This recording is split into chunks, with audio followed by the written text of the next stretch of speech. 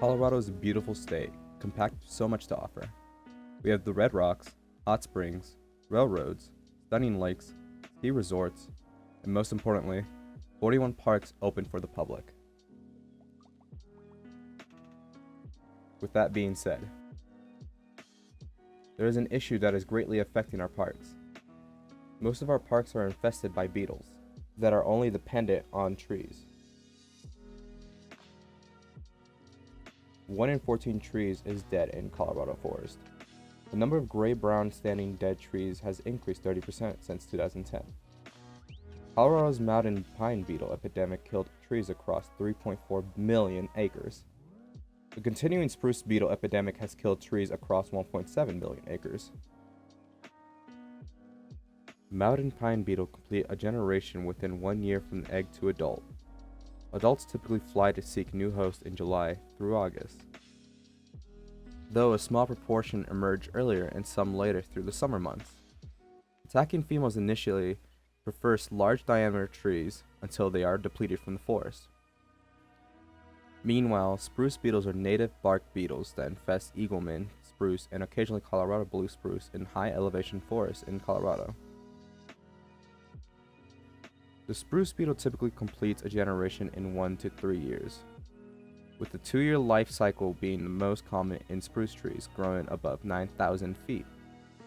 Adults fly to seek new hosts in late May through July, preferring large diameter trees, until they are depleted from the forest again. So why is this a problem? Well, to point out the obvious, it causes deforestation.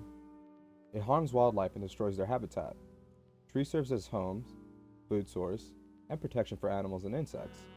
They are a staple figure in an ecosystem, and without them, the whole region would fail, potentially leading to mass extinction of animals. It also leaves a scar on the environment. The following are examples of what beetles have done to our forest. Rio Grande National Forest.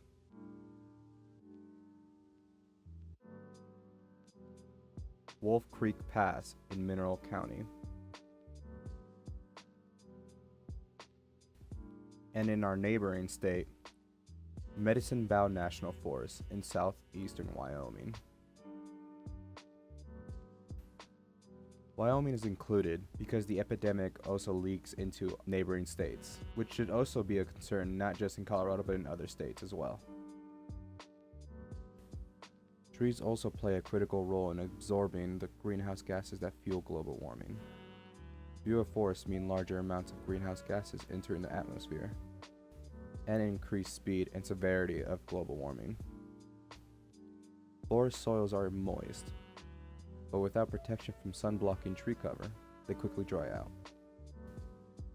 Trees also help perpetuate the water cycle by returning water vapor to the atmosphere. Without trees to fill these roles, many former forest lands can quickly become barren deserts. The most damage caused by beetles are wildfires. Wildfires are fueled by dead trees, and beetles cause dead trees, a lot of them. Dead trees are fuel for wildfires. Researchers do warn that once ignited, stands for dead trees may burn severely and unpredictably. This is greatly shown currently in California.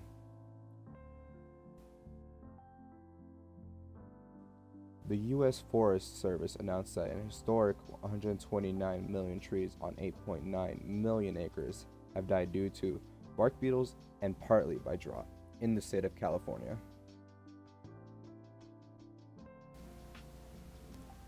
Large outbreaks of beetles are difficult to control. One of the best ways to mitigate the effects of beetle outbreaks is to manage for overall forest health and resiliency. Thinning overly dense stands of trees to reduce competition and promote tree age and species diversity is the most successful forest management strategy to promote tree vigor. Here are some management options. Remove infested trees and slash from thinning or pruning. Continual removal of trees already affected by other insects or affected by diseases, overly dense tree areas should be prioritized as these trees and areas are most frequently attacked. Solar treatments. This can be used to reduce mountain pine beetle populations in small infested stands. These treatments involve felling infested trees and stacking cut logs in an area with full sun before covering them with clear plastic. The solar treatment of infested trees creates conditions unsuitable for survival of mountain pine beetles larvae. Trap trees. These serve as traps for recently emerged adult beetles. After the trapped trees become infested with beetles, trees are removed and destroyed, usually during the fall or winter, while all the other bees are still inside. The use of pheromone packets containing verbenone may disrupt the attraction of incoming beetles and can be used to reduce attacks on pine trees where no other management options are effective. For example, in close proximity to water, near structures where overspray of prevented insecticides may be undesirable. The effectiveness of verbenone has been much debated in the scientific literature. Consult your local field office for more detailed information on using verbenone applications. The use of preventable insecticide sprays may prove effective in preventing mountain pine beetle infestation. Certain formulations of pyrethroid that are registered and tested for effectiveness are the primary preventable insecticide sprays used to help reduce the likelihood of attacks on individual trees. The Colorado State Forest Service recommends spraying only high-value trees, such as near homes, businesses, or recreational sites. The spruce and mountain pine beetle are similar in solutions. The spruce beetle management options included the same ones as earlier: removing infested trees, solar treatments, trap trees, and preventive insecticide sprays. It has one different solution, and it's hanging pheromone packets. It contains methylcyclohexanone, MCH, may disrupt the attraction of incoming beetles and be used to reduce attacks on spruce trees, where no other management options are effective.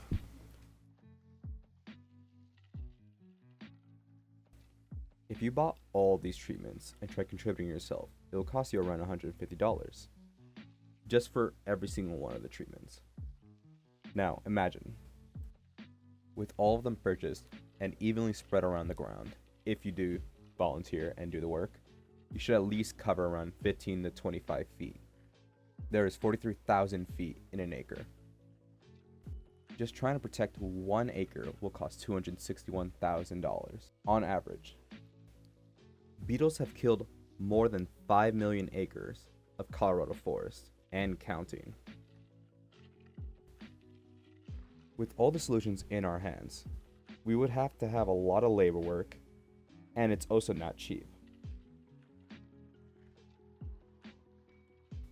So what else do the beetles affect? Well, a good idea to go around is that our environment is getting hurt, and specifically targeting our trees, which doesn't make it any better. The epidemic is running today and was still going on years ago. With acres filled with dead trees, we're much more vulnerable to wildfires. This then could lead to hurting the environment even more by ruining habitats and killing more trees, or it can lead to human deaths. As mentioned earlier, California is suffering by fires, and they also have the epidemic in their state, which doesn't help but adds more to the damage. This can be set an example to Colorado. California's current problem right now is something we should be careful for, and something we should pay attention to, as it can happen to us. With the beetles lingering around as well, our economy sinks in a bit. There could always be more money from parks. The program Great Outdoors Colorado has brought in 20% in Colorado parks and wildlife revenue, and it could possibly be more if the trees weren't dead for thousands of acres. The site is really an eyesore and may make opportunities fade away when it could be prevented. Many miles of roads, trails, and a number of recreational areas are affected.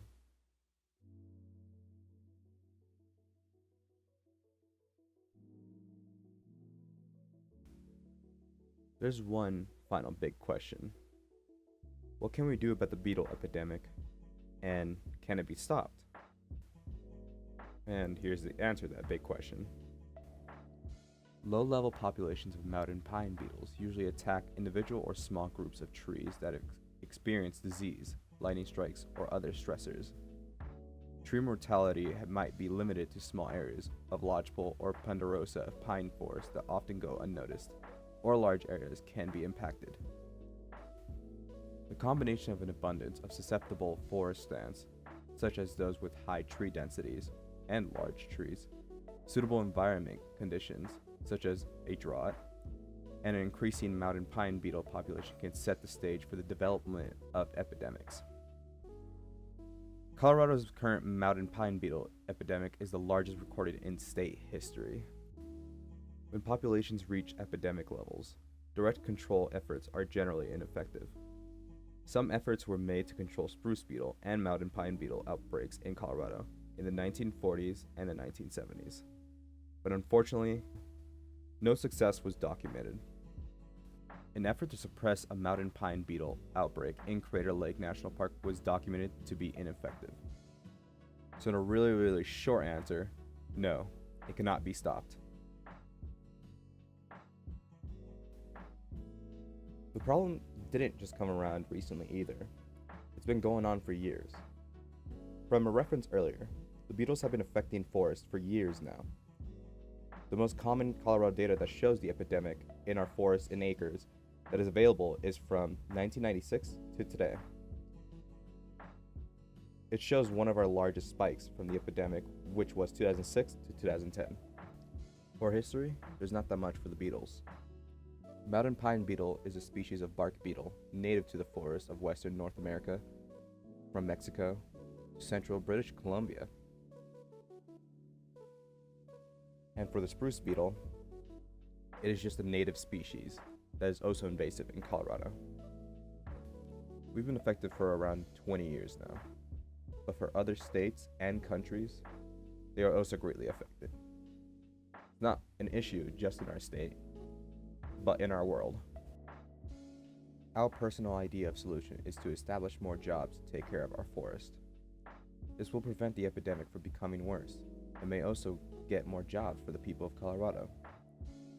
If we can get the minimal amount of solutions to kill the beetles, we can slow it down and maintain it.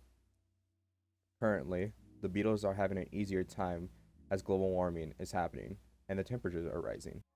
They can live in a warmer climate. If it was colder, the mortality rate of the beetles will rise significantly. Instead of letting this epidemic run longer than it should, we can hold it down and keep our environment cleaner and healthy. Thank you for watching.